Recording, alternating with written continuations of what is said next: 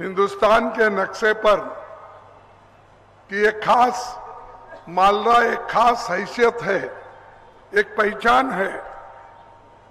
मुझे बताया गया कि ये वही मैदान है जहां कभी इंदिरा जी, राजीव जी, सोनिया जी ने आपको संबोधित किया है। और मुझे खुशी है मैं इस मैदान पे आपके सामने खड़ा हूं अपने पार्टी के प्रचार के लिए। यह जगह इसीलिए भी विशेष है कि राहुल गांधी जी के भारत जोड़ो न्याय यात्रा इसी मैदान में रात्रि विश्राम किया था, वो आप लोगों से मिले भी थे। भारत के राजनीतिक इतिहास में मालदा के सुपूत ए.बी. गनी खान चौधरी एक बहुत बड़ा योगदान उन्होंने दिया इस एरिया को। 8 बार उन्होंने सांसद रहा और 4 बार या 5 बार वो एमएलए रहे। ऐसे बड़े नेता वो मेरा भी रिकॉर्ड तोड़ दिए। मैं 11 बार था, मैं समझता हूं उनका 12 बार हो गया। तो इतने महान नेता ये मालदा शहर से आते हैं, मालदा जिले से आते हैं। और 1972 में बंगाल सरकार में मंत्री के रूप में उन्होंने शपथ ली। और मैं खास आपको बताना चाहता हूं, ए.बी. गनी खान चौधरी को मेरी पहचान चिकमंगलुरु में इंदिरा गांधी जी के इलेक्शन में हुआ था। वहां पर प्रणब मुखर्जी और गनी खान चौधरी साहब एक रूम में रहते थे, क्योंकि वहां पर जनता पार्टी ने बयान लगाया था कि एक रूम से ज्यादा नहीं देना।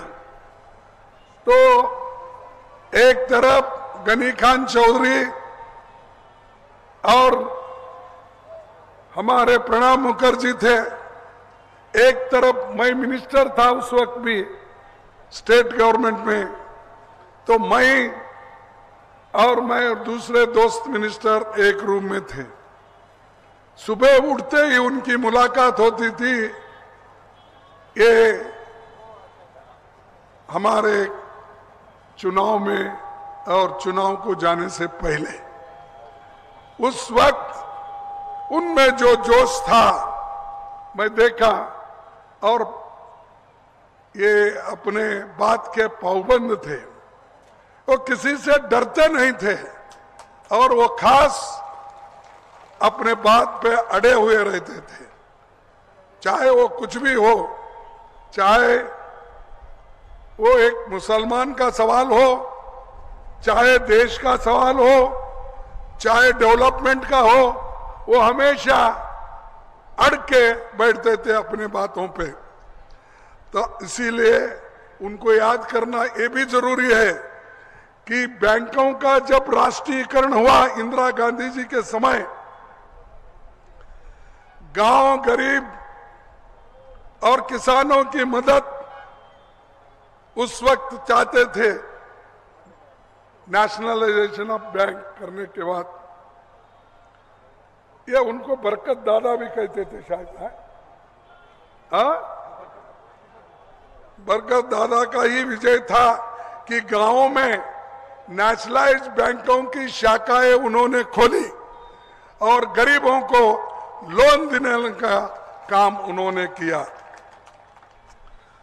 तब आरएसएस और बीजेपी इसका विरोध करती थी, अफवाहें फैला करती थी कि कांग्रेस गरीबों की संपत्ति हड़प ले रही है।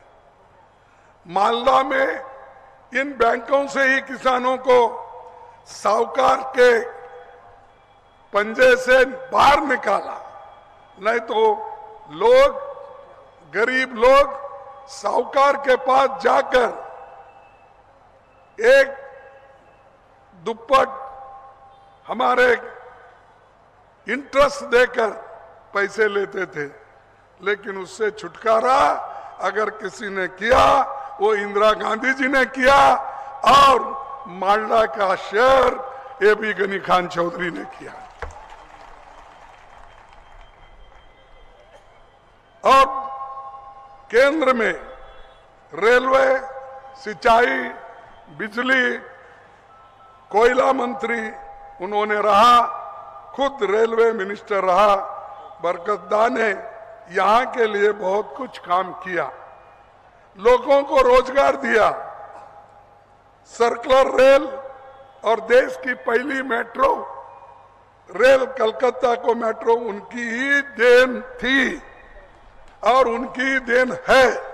लेकिन अब सब लोग अपनी अपनी बात करते बोलते मैंने ये किया, मैंने वो किया। अरे जो हमने किया वो तुम उसको भोगत रहे हो, उसका उपयोग कर रहे हो और आज बोलते हो सब कुछ हमने किया। मोदी जी तो ऐसा बोलते हैं कि देश को आजादी मिली 2014 में, 2047 में नहीं। कहीं भी उनका भाषण सुनो यही करते हैं।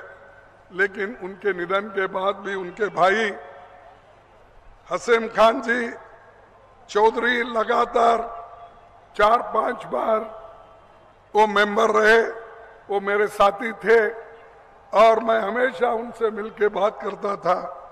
और एक उनकी साथ उनकी भाई की बेटी थी क्या, मौसम। अब वहां भी तंग आ गई मौसम, वो जल्दी निकलना चाहती वहां से इधर। तो मैं समझता हूं कि हमारे लोगों को तोड़ने के लिए, घरानों को तोड़ने के लिए मोदी ने बहुत कोशिश की। उसके बाद यहाँ के टीएमसी ने भी कोशिश की। तो अब वक्त है कि कांग्रेस पार्टी एक होकर सबको सबक सिखाना चाहिए। अगर हम चुप बैठे संविधान के तहत, अगर हम अपने हकूक को हासिल नहीं कर लिए तो निश्चित रूप से इस देश में डेमोक्रेसी खत्म हो जाएगी, संविधान खत्म हो जाएगा। ये खतरे की घंटी है और एक बार अगर फिर से मोदी जी को पावर मिला तो फिर वो हुकुम शाह बनेंगे और वो बनेंगे ऑटोक्रेट बनेंगे, वो बनेंगे डिक्टेटर बनेंगे और देश को बर्बाद करेंगे, भाईचारे को खत्म करेंगे, हिंदू मुसलमान में झगड़ा लगाने की कोशिश करेंगे। कुछ भी नहीं है, लेकिन अभी भी बोलते हैं। ये जो कांग्रेस वाले हैं, देश में जो संपत्ति है वो संपत्ति को मुसलमानों को देना चाहती है, गरीबों में बांटना चाहती है। ये बात एक प्राइम मिनिस्टर होके ऐसी बातें अगर करता है तो वो क्या इस देश को हुकूमत करने के लायक है? मैं पूछता हूं, मैं किसी की निंदा नहीं करता, लेकिन आप हमारे भाई भाइयों में झगड़ा लगाना, हमारे जातियों में झगड़ा लगाना और कहना, वो क्या कहते हैं भाई यहां तो डेवलप करने के लिए बहुत कुछ है मालदा में, इंडस्ट्री का जो फूड प्रोसेसिंग यूनिट लगा सकते, लेकिन जो काम कांग्रेस ने किया, ये आने के बाद इस देश के इस मालदा के लिए, मालदा साउथ, नॉर्थ या हमारे इस इलाके को उन्होंने कुछ नहीं दिया। नहीं देना ही उनका काम है। और हमेशा वो कांग्रेस को गालियां देते। मैं समझता सुबह उठते उनको खाना हजम होता या नहीं मुझे मालूम नहीं है। जब कांग्रेस को गालियां देते हैं खाने के बाद ही वो जो उन्होंने खाना खाते हैं वो खाना हजम होता है कांग्रेस को गालियां देने के बाद। राहुल गांधी को गालियां, सोनिया गांधी जी को गालियां, नेहरू जी हमारे देश के पहले प्रधानमंत्री, इस देश में जमहूरियत को अगर किसी ने कायम की वो पंडित जवाहरलाल नेहरू जी ने की। डॉक्टर बाबा साहब अंबेडकर ने इस देश का दस्तूर लिखा, वही देश की कॉन्स्टिट्यूशन है और उसके तहत ही हमको चलना चाहिए। लेकिन मोदी जी ये करते नहीं। मोदी जी हमेशा कांग्रेस को गालियां देके वो आगे आना चाहते हैं। इतना ही नहीं, लोगों को भड़काने का काम कर रहे हैं। देखिए हमारे एक इतने हमारे गारंटी हमने दी। कब कोई गारंटी दो बोल के हमको पूछा नहीं, हमने मनरेगा की गारंटी दी और 1 साल में कम से कम 100 दिन नरेगा का काम मिलेगा। ये किसने किया? ये किसने किया? अरे जोर से बोलो, अगर तुम्हारे में दम नहीं है लड़ेंगे क्या इलेक्शन? नरेगा का काम सोनिया गांधी और मनमोहन सिंह ने किया और गरीबों को पेट भरने के लिए, बच्चे भूखे नहीं मरना, मां खाने से तड़पना नहीं, तो उसको क्या की सोनिया गांधी और मनमोहन सिंह ने फूड सिक्योरिटी एक्ट लाया। यानी जो हमारे खाने की चीज है राइस, वो लोगों को उन्होंने फ्री में दिया। और ये जो दिया, क्या मोदी ने ऐसा कोई कार्यक्रम पहले किया? और हमारे पार्टी के नेता राइट टू एजुकेशन, यानी पढ़ने के लिए राइट टू एजुकेशन किया। क्या ऐसा कोई काम मोदी ने किया है? वो तो अनपढ़ को अनपढ़ रखना चाहता है, गरीब को गरीब रखना चाहता है, दबाना चाहता है, कुचलना चाहता है। ऐसा आदमी है। क्या वो पार्टी को तुम, ऐसे पार्टी को आप वोट देंगे? जोर से बोलो नहीं। अरे उनके जो गाड़ियां फिर रहे वो भी ठहरना, सुन के जाने दो जरा, इतने जोर से बोलो भाई। उसने क्या किया? कुछ नहीं। भाइयों और बहनों, मैं हमारे कांग्रेस के लोग विदेश में बहुत कुछ पैसा रखा है, काला धन। यहां के बहुत से लोग भी काला धन रखे हैं। वो मैं स्विस बैंक से लाऊंगा, हर एक के जेब में 15-15 लाख डालूंगा। कहा या नहीं कहा? 15 लाख मिले आपको? अरे कैसा प्राइम मिनिस्टर झूठ बोलता है। एक प्राइम मिनिस्टर मैं 15 लाख दिया हूं बोलता है, तुम नहीं बोल रहे। या तो आप झूठे हैं या नहीं तो मोदी झूठा है। मोदी झूठा है, चलो छोड़ दो। फिर उसने ये कहा, मेरे नौजवान साथियों, मेरे युवक भाइयों, आपको हर साल 2-2 करोड़ नौकरियां दूंगा। 10 साल में कितना देना था? 20 करोड़ नौकरियां। आपको 20 करोड़ नौकरियां मिले? ये भी झूठ है। नहीं नहीं भाई, मैं नहीं मानता किसी देश का प्राइम मिनिस्टर इतना झूठ बोलता है। बोला, अरे छोड़ दो, फिर ये भी एक झूठ है। तीसरा बात उन्होंने कहा, किसान भाइयों, जब तक मोदी है मुमकिन है, ये कहा। और मुमकिन क्या कहा? किसान भाइयों, तुम्हारी आमदनी मैं दुप्पट कर दूंगा। मालूम हुआ ना, दुप्पट को बोलते, वही बोलते क्या, डबल करूंगा। जब किसान भाइयों का जो इनकम है वो डबल करूंगा बोले, उन्होंने बोले या नहीं बोले? बोले, फिर हुआ डबल। ये भी झूठ। अरे कितने बोलते भाई, कोई प्राइम मिनिस्टर इतना झूठ नहीं बोलता। पहला भी बोले आप झूठ, 2 करोड़ नौकरियां झूठ, 15 लाख झूठ, ये किसानों का डबल आमदनी ये भी झूठ। ये क्या है? तो ये इसीलिए मैं कभी उन लोगों को गुस्सा आता है मेरे ऊपर।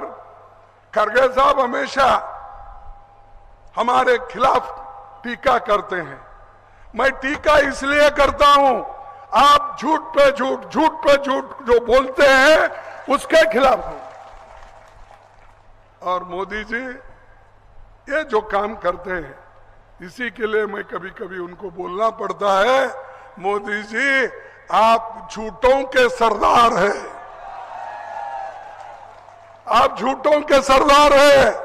सही नहीं बोलते, लोगों को सही नहीं बताते, देश को मजबूत रखना नहीं जानते, हुकूमत करना सब लोगों को मिलजुल के चलने के लिए आप नहीं चाहते। अब इधर और एक झूठ उन्होंने उठाया। क्या भाइयों, आपको मालूम है कांग्रेस क्या कर रही है?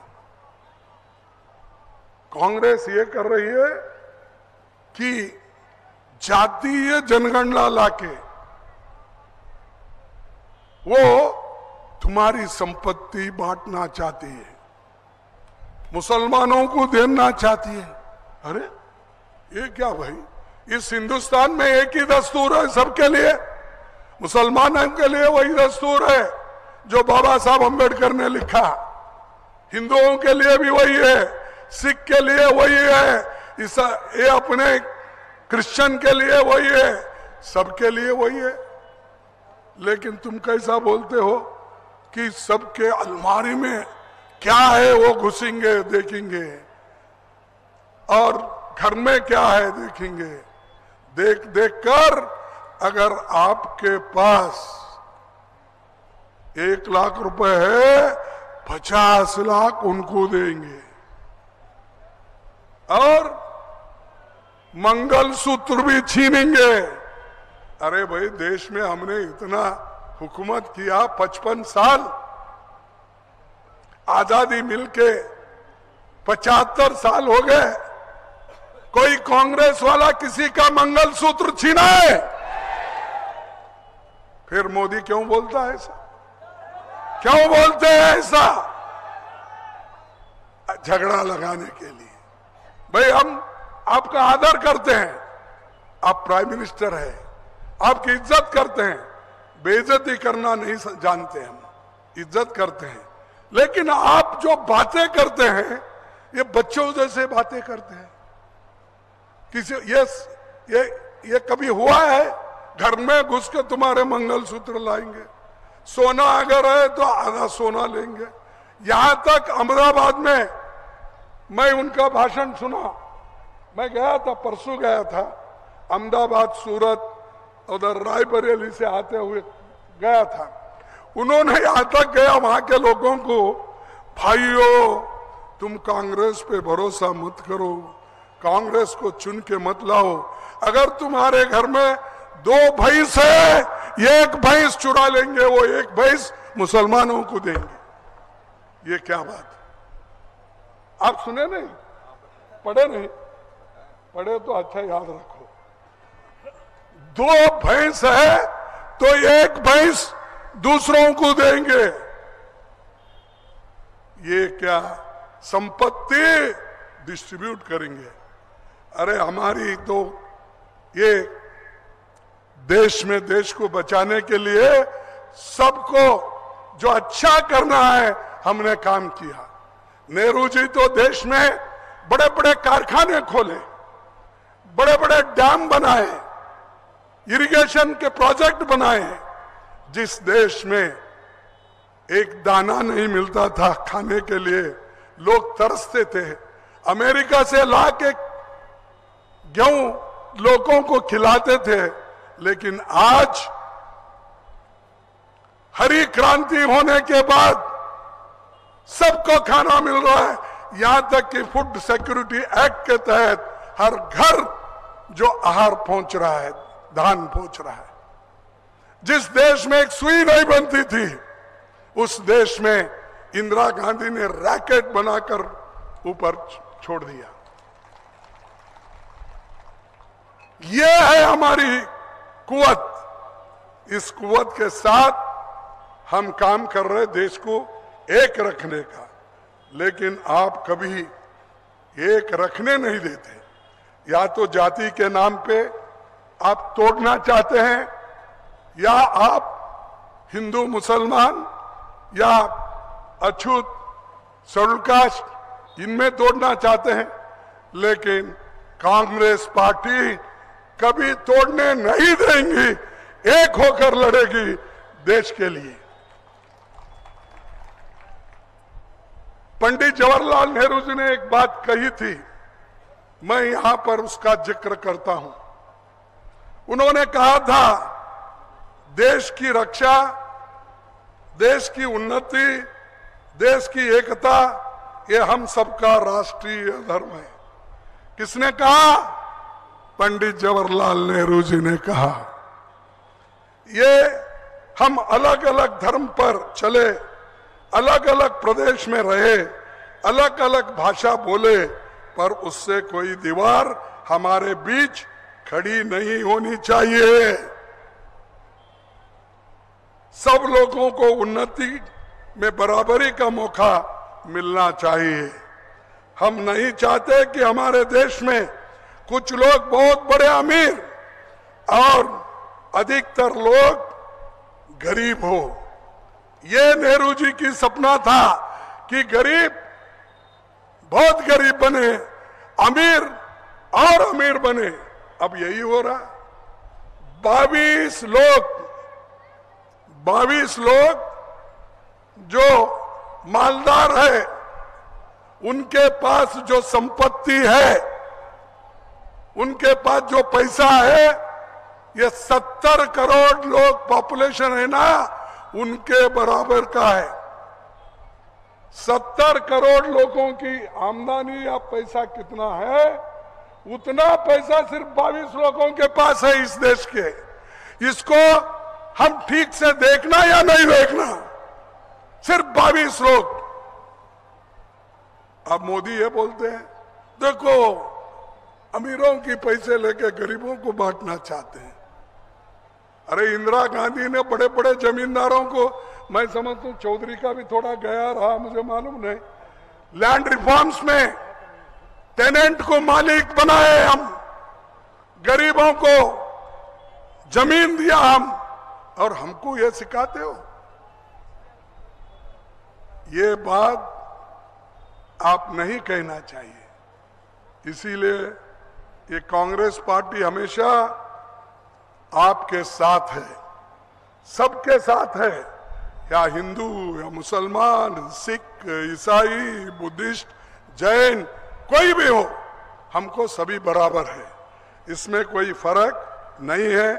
लेकिन इसके जो नेहरू जी के विचार है, इससे उल्टा मोदी जी के विचार है। और मोदी जी हमेशा यही कहते हैं, क्योंकि आरएसएस मोदी जी वो एक ही है।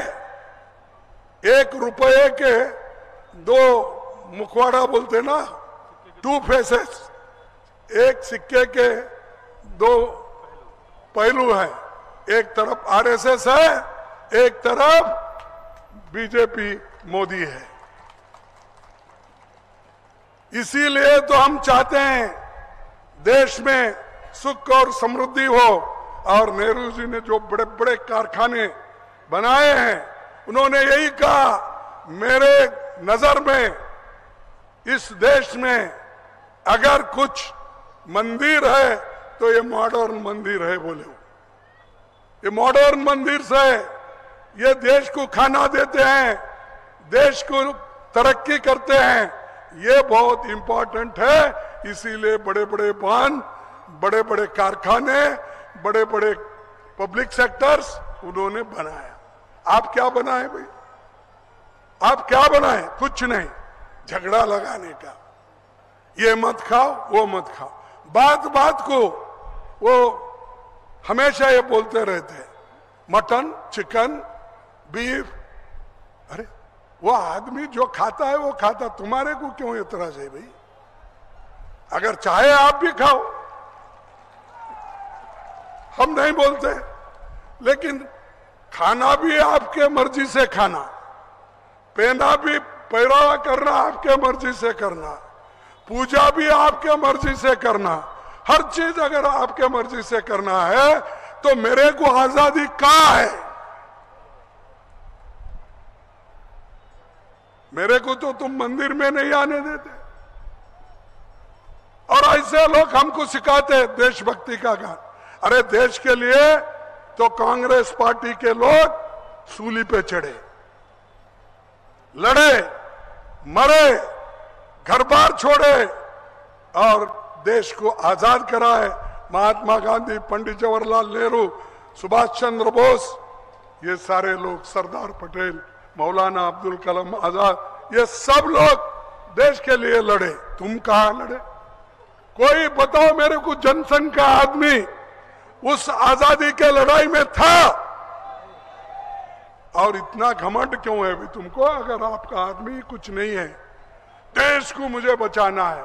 अब यहां तक इधर इधर ये भी बोल रहे उन्होंने, राहुल जी को, शहजादे को पाकिस्तान प्राइम मिनिस्टर बनाना चाहती है। ये कभी होता है? पाकिस्तान हमको बना? अरे अगर बनाएंगे राहुल गांधी को, आप प्राइम मिनिस्टर बनाएंगे, इस देश के लोग प्राइम मिनिस्टर बनाएंगे, कांग्रेस प्राइम मिनिस्टर बनाएंगे। ऐसी झूठे बातें बोलकर, फैलाकर लोगों में भ्रम मत डालो, लोगों को भड़काओ मत। यह हेट स्पीच है। तो मैं आपसे यही कहूंगा कि ये लोग हमारे लिए बहुत खतरनाक है, क्योंकि इनकी आइडियोलॉजी अलग है, देश के लिए कुछ कर नहीं सकते, भड़काने का काम करते हैं। 45 साल में इतनी बेरोजगारी बढ़ी, उसका फिक्र उनको नहीं है, उसके बारे में नहीं बोलते। बेरोजगारी के बारे में बोले तो वो बोलते भैंस, 2 भैंस में 1 भैंस जाएगा। हम बोलते कमर तोड़ महंगाई हो गई, कुछ करो, तो वो बोलते हैं कि आपकी जमीन छीन लेंगे। अमीर गरीब की जो बढ़ती खाई है, मैं अभी कहा था, तो उसके बारे में मैं पूछे तो वो बोलते हैं कि जय कांग्रेस आई तो ये सब लूट लेके जाएंगे। और बीजेपी के भ्रष्टाचार और इसके सबसे उनकी वसूली, उन्होंने इतना पैसा वसूल किया इलेक्शन के नाम पे, इलेक्शन बॉन्ड के नाम से। क्या किया? चंदा दो धंधा लो। क्या किया? चंदा दो धंधा लो। तो सबके पास पैसे लिए, कॉन्ट्रैक्ट्स दिए। जो कॉन्ट्रैक्ट ज्यादा देता है उसके पास ज्यादा चंदा लिए। और ये हमको बोलते हैं कांग्रेस भ्रष्ट है। अरे भाई, हम भ्रष्ट है बोल बोल के तो तुम पावर में आए। तुम क्या कर रहे हो? तुम तो, हमारे पास जो आदमी रहता है, ये यहाँ पर किसी भी पार्टी का हो, मैं नाम नहीं लेना चाहता, चाहे वो टीएमसी हो, चाहे कांग्रेस के हो, चाहे बीआरएस के हो, चाहे टीएमसी के हो, किसके भी हो, डीएमके का हो, कोई भी हो, उसको तोड़ तोड़ के लेते हैं और कहते हैं ये कांग्रेस में, अपोजिशन पार्टी में सब भ्रष्ट लोग भरे हैं, उनको छोड़ूंगा नहीं। अबे पकड़ लेके तो आप बैठे और छोड़ूंगा नहीं बोलते। उन लोगों को मंडी पे कौन बिठा लिया? हमारे पास चौहान बोल के चीफ मिनिस्टर थे, एक्स चीफ मिनिस्टर बम्बई के, उनको सुबह डराए, शाम में वो बीजेपी में ज्वाइन हो गया और बोला, हम लोगों को आके उसने बोला साहब बहुत तंग करे मुझे, यहां तक आ गया, मुझे सता रहे ईडी वाले, सता रहे ये अपने इनकम टैक्स वाले, सता रहे ये ईवीसी वाले, तो इसीलिए मुझे जाना पड़ता है। वो गया, वहां पर राज्यसभा मेंबर बना।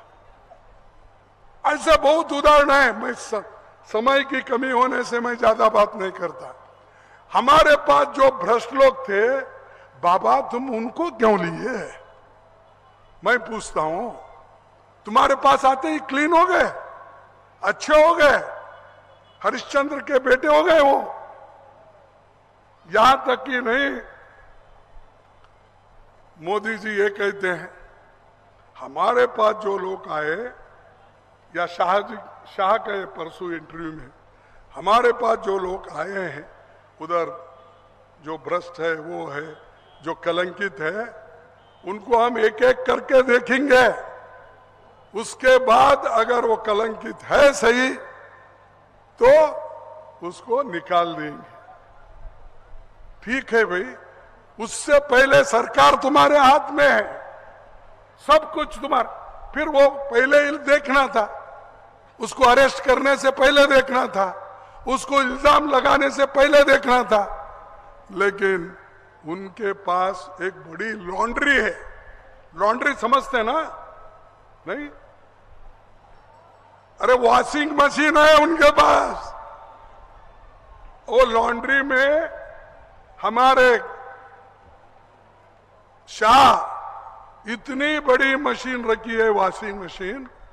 मैं समझता था पहले ये लोग वॉशिंग मशीन लॉन्ड्री में कपड़े धोने के लिए यूज करते, समझा, कपड़े के लिए यूज करते हैं और वो सबको अपना कपड़ा धो के देते हैं, समझा था। लेकिन यहां तो शाह अपने बीजेपी में इतना बड़ा मशीन लगाया, आदमी को भी अगर वॉशिंग मशीन में डाले वो क्लीन होके बाहर आता है। सुने आप कभी आदमी क्लीन होके आता है? कपड़े क्लीन होके आते सुने, और चीजें क्लीन होके आते सुना, लेकिन आदमी ही उस मशीन में डालते ही क्लीन होके आता है और उसको लेके मंडी पे बैठ जाते हैं हमारे मोदी साहब और शाह साहब, और गालियां हमको देते हैं, कांग्रेस वाले भ्रष्ट है, अपोजिशन वाले भ्रष्ट है। तो ये मोदी की चाल है, और जो उसने काम किया है वो लोगों के हित में नहीं है। और हमारे 5 न्याय है, 5 न्याय मोदी जी के पास कुछ नहीं है। वो बाद में बोलूंगा, मैं एक शायरी के साथ, कविता के साथ आपको बोलूंगा। उन्होंने ये कहा कि कांग्रेस वालों के पास क्या है करने के लिए, तो हमारे पास राहुल गांधी जी और हम बैठकर 5 न्याय निकाले। एक युवा न्याय, इसमें पहली नौकरी भर्ती करने का, और 30 लाख वैकेंसी जो है सेंट्रल गवर्नमेंट में, उसमें वो भर्ती करने का। नारी न्याय, 1 लाख रुपए मेरे मां बहनों को हर साल जो घर की बड़ी होती है उसके लिए उसके अकाउंट में हम देंगे। कितना? 1 लाख। उसके बाद में हर जगह हॉस्टल्स महिला के लिए खोलेंगे, किसान न्याय, ये सही दाम किसानों को देंगे, कर्ज माफ करेंगे, बीमा भुगतान हम 30 दिन में देंगे। ये सारी चीजें हमारी है। और एक श्रमिक न्याय जिसमें 400 कम से कम नरेगा स्कीम में हम मिनिमम वेजेस देंगे, और शहरी रोजगार गारंटी हम देंगे। जैसा नरेगा है वैसा ही शहर में गरीबों को काम देने के लिए शहरी गारंटी योजना हम लाएंगे। हिस्सेदारी न्याय, ये हिस्सेदारी न्याय का तो मैं पहले ही आपको बोला कि जनगणति के आधार पर किसके पास कितने ग्रेजुएट है, कैसे हैं, उनकी हालत क्या है, उनके पास कौन सा धंधा है, और अगर नहीं है तो किस ढंग से वो काम करेंगे। भाई और एक बार बार पूछते हैं मोदी, 70 साल में तुम क्या किया, ये तो पूछते हैं। मैं 2 ही आंकड़े देता हूं।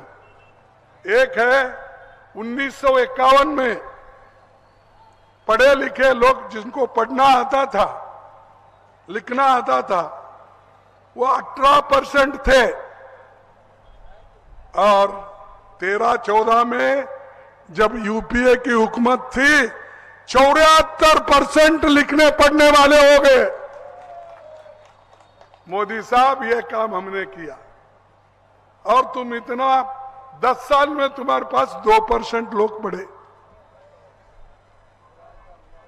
प्राइमरी स्कूल आजादी के पहले 2,09,000 थे, आज 7,09,000 है।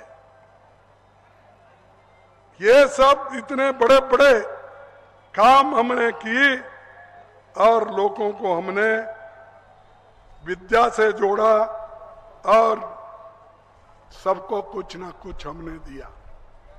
इसीलिए आप गलती से भी, यहां बैठे हुए कांग्रेस के लोग ज्यादा है, मैं जो उधर इधर सुन रहे हैं बीजेपी के लोग, टीएमसी के लोग, उनको कहता हूं, भाई तुम्हारा वोट वेस्ट मत करो। तुम ना हुकूमत सेंटर में बनाएंगे या नहीं, हमारी पार्टी तो ऑल इंडिया है, कन्याकुमारी से लेकर कश्मीर तक है, बंगाल से लेकर गुजरात तक है, ये कांग्रेस पार्टी है। बाकी के पार्टियां यहां है, वहां नहीं, वहां है, यहां नहीं। करोड़ों वोटर्स हमारे पीछे हैं, फिर भी हमको डराने की कोशिश करते हो। तो इसलिए ये लोग बोलते हमेशा देश खतरे में है, उसमें खतरे में है। तो मोदी जी को मैं एक, या आरएसएस मोदी जी, बीजेपी, कुछ भी बोलो, आखिरी में मैं ये सुनाना चाहता हूं, न कोई राज खतरे में है, न कोई राज खतरे में, न हिंदुस्तान खतरे में। न कोई राज खतरे में, न हिंदुस्तान खतरे में। हमको तो लगता है कि सुल्तान खतरे में है। सुल्तान बोले तो समझे ना?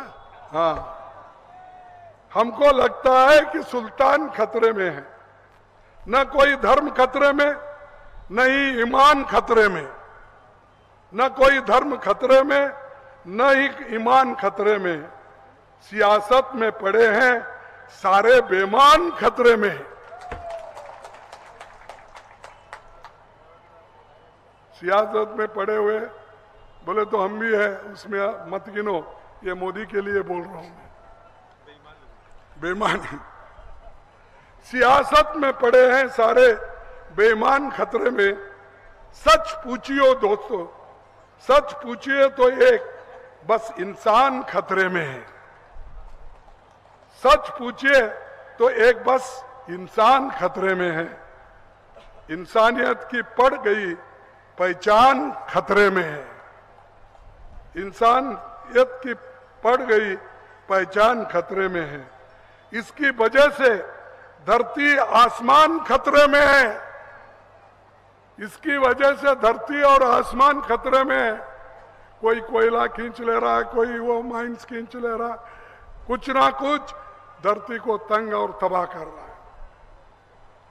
चुनावी चाल है जो सबको आपस में लड़ाते हैं। चुनावी चाल है जो सबको आपस में लड़ाते हैं। नहीं है राम खतरे में, नहीं है राम खतरे में और न रहमान खतरे में। मोदी जी गारंटी पर गारंटी देते हो, दिख रहा है कुर्सी का अरमान खतरे में है। उनकी कुर्सी हिल रही है, इसलिए वो खतरे में है, हम नहीं। हम तो आपको जो गारंटी दे वो पोख्ता करके देते हैं। जो बोले नहीं बगैर हम करके देते हैं। नरेगा का स्कीम, पढ़ने का स्कीम, लेबर का स्कीम, सारे काम हम करते हैं, लेकिन कभी बोले नहीं।